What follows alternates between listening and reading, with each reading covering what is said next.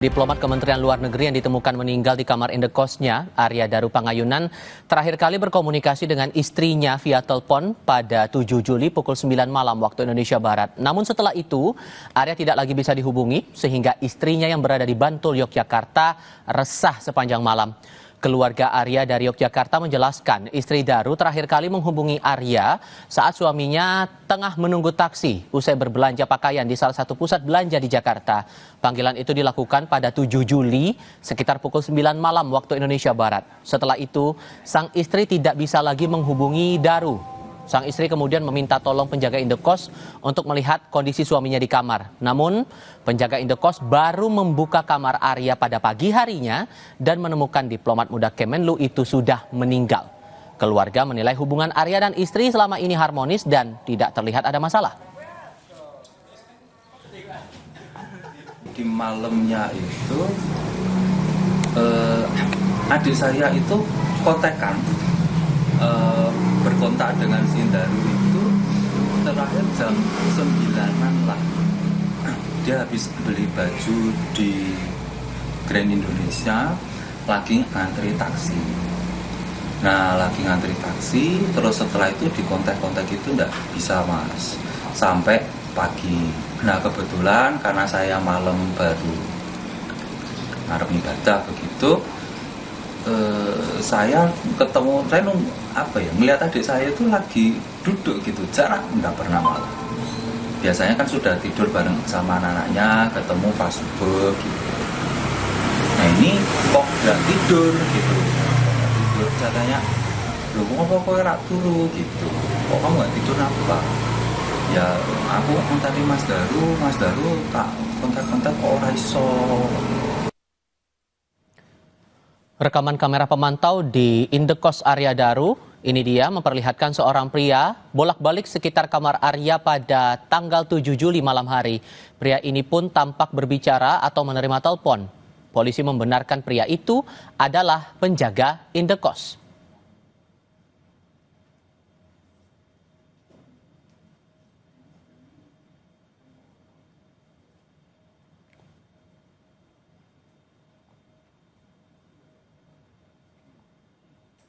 Sementara pada visual lain masih dari kamera pemantau di sekitar lokasi menunjukkan seorang pria yang tengah mengamati atau memeriksa jendela kamar Arya Daru pada 8 Juli dini hari.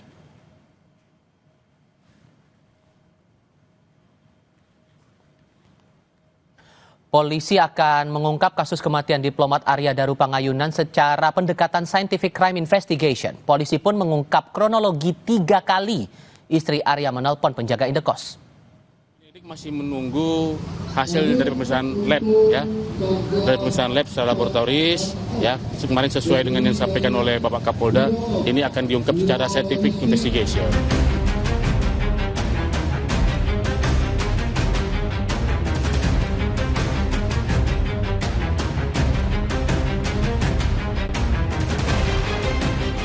Pada tanggal 8 Juli 2025 pukul 00.48 waktu Indonesia Barat, istri korban kembali menghubungi penjaga kos ke nomor handphone yang baru. Nah, di situ aktif untuk meminta cek kamar korban, ya, untuk meminta cek kamar korban. Tanggal 8 Juli 2025 pukul 5:27 menit waktu Indonesia Barat, kembali istri korban menghubungi penjaga kos untuk meminta cek kembali kamar korban.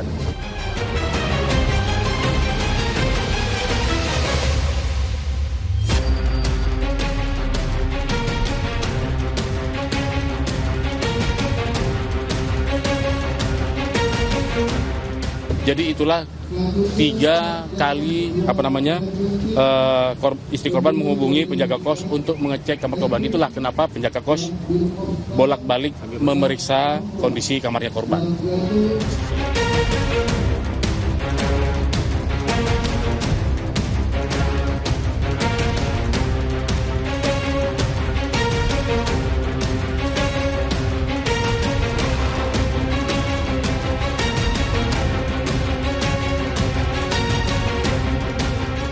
Paginya baru dari penjaga korban untuk membuka kamar. Ya.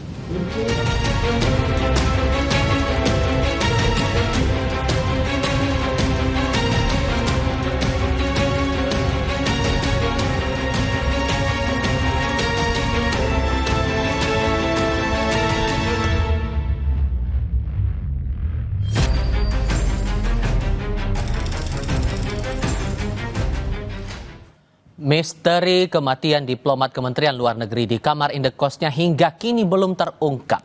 Ada rekaman kamera pemantau yang beredar, tentu juga ada jejak digital yang termuat dalam percakapan telepon. Sejauh mana kemudian bukti CCTV dan rekaman percakapan ini bisa membantu mengungkap kasus ini? Kami diskusikan ini bersama penasihat Kapolri, Irjen Pol Purnawirawan Arianto Sutadi, dan kriminolog Universitas Indonesia Adrianus Meliala. Selamat malam semuanya dengan Tifal, apa kabar? Selamat malam, Mas Ivan. Terima kasih semua bergabung dalam diskusi kami kali ini. Pak Ari, begini, karena kan ini hitungannya sudah hampir 1 minggu ini kasus. Kemudian sampai sekarang belum keluar, belum disampaikan hasil autopsinya bagaimana. Apakah ini memang terbilang sulit kasusnya sehingga untuk autopsi saja belum terungkap?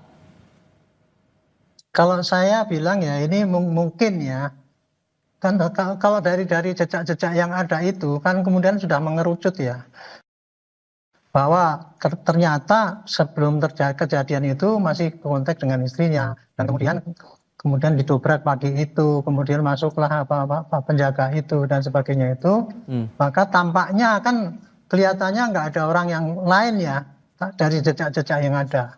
Makanya menurut hemat saya kuncinya adalah nanti lihat kenapa orang itu meninggal.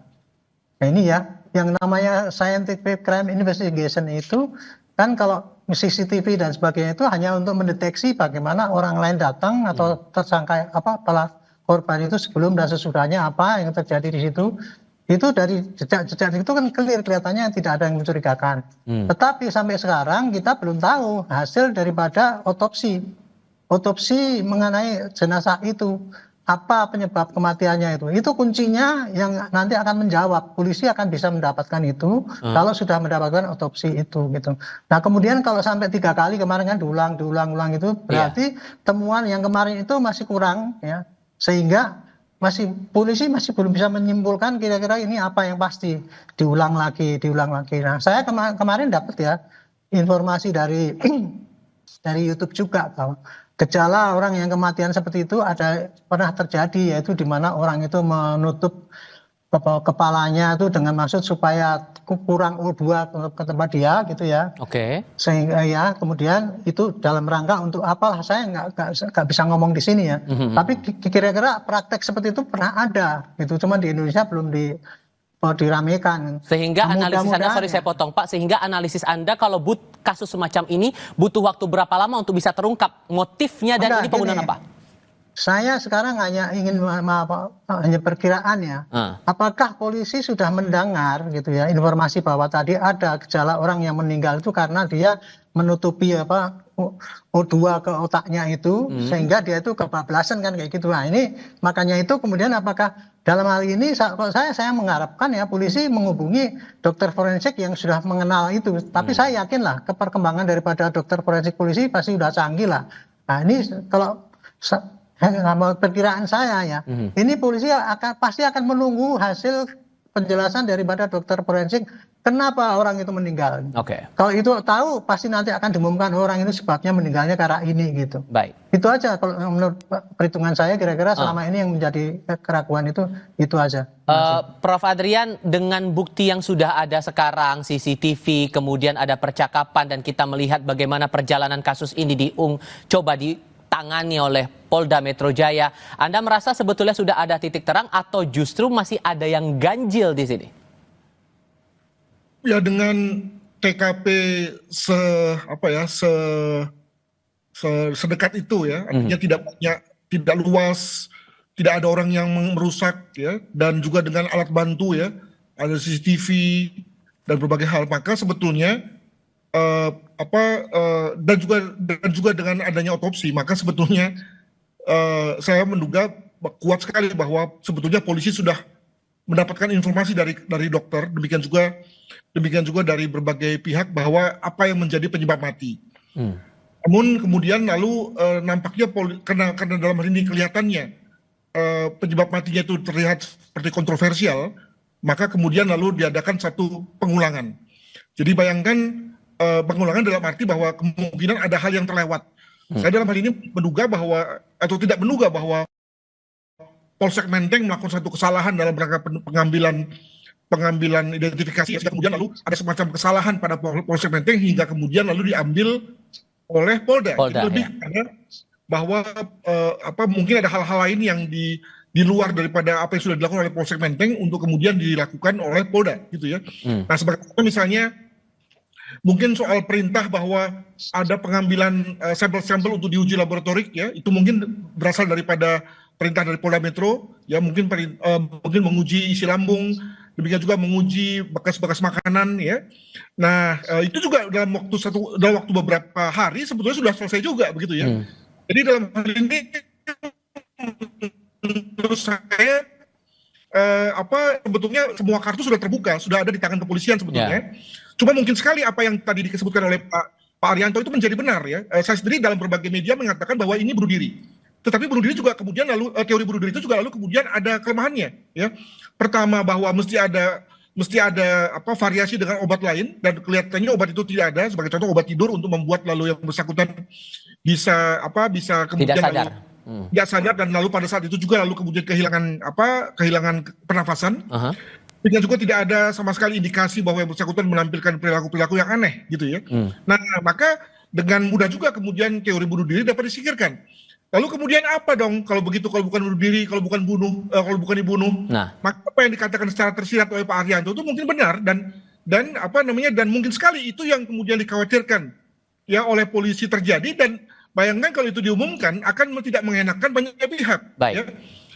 Nah, apalagi ketika kita sebut bahwa yang bersangkutan adalah seorang diplomat, dan tentu apapun yang menjadi sebab matinya itu akan menjadi perbincangan di kalangan internasional. Nah, ini yang kemudian nampaknya akan menjadi semacam pertimbangan dari kepolisian. Demikian. Sehingga ini kan yang fakta terbaru yang diungkap oleh polisi tadi pagi, sudah ada 3 kali istri Arya ini berkomunikasi dengan penjaga indekos untuk mengecek posisi suaminya.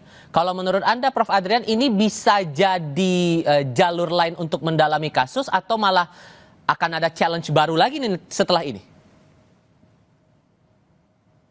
Ya, itu kan biasa, ya. Saya kira kita semua yang tinggal berjauhan dengan istri, tentu lalu istri akan gusar dan kemudian lalu berkali-kali menelpon. Jadi saya kira tidak ada hal yang aneh dalam hal ini. Amat wajar kalau kemudian istri menghubungi berbagai pihak untuk kemudian mengecek kondisi suaminya, gitu ya. Jadi saya kira bukan hal yang aneh dalam hal ini, begitu. Tapi apakah ini akan membantu kalau menurut Anda, Pak Ari, dengan ada komunikasi terakhir kali antara istri Arya dengan penjaga indekos, apakah ini bisa dibilang cukup membantu untuk proses digital forensik, atau sejauh mana bisa diprospek ini bukti ini? Itu ya, percakapan itu tadi, apapun jejak-jejak digital yang sebelumnya itu tadi sudah membantu bahwa kejadian itu kelihatannya tidak ada pihak lain yang ke situ, kan gitu. Jadi kelihatannya sekarang penyidikan itu sudah akan mengerucut kepada sebab kematian daripada orang itu, gitu. Yang namanya scientific crime investigation itu kan teknologi, ya, alat, itu hanya alat yang dipakai sekarang itu yang masih belum bisa memberikan jawaban. Kalau yang lain kan sudah memberikan jawaban, CCTV, kemudian kontak dengan ibunya, itu kan udah kelihatan itu kira-kira apa yang terjadi sebelumnya. Sekarang yang belum diketahui itu kan kenapa matinya ini, karena hasil otopsi belum diumumkan, kan gitu. Itu tadi yang disampaikan Pak Adrianus itu benar itu.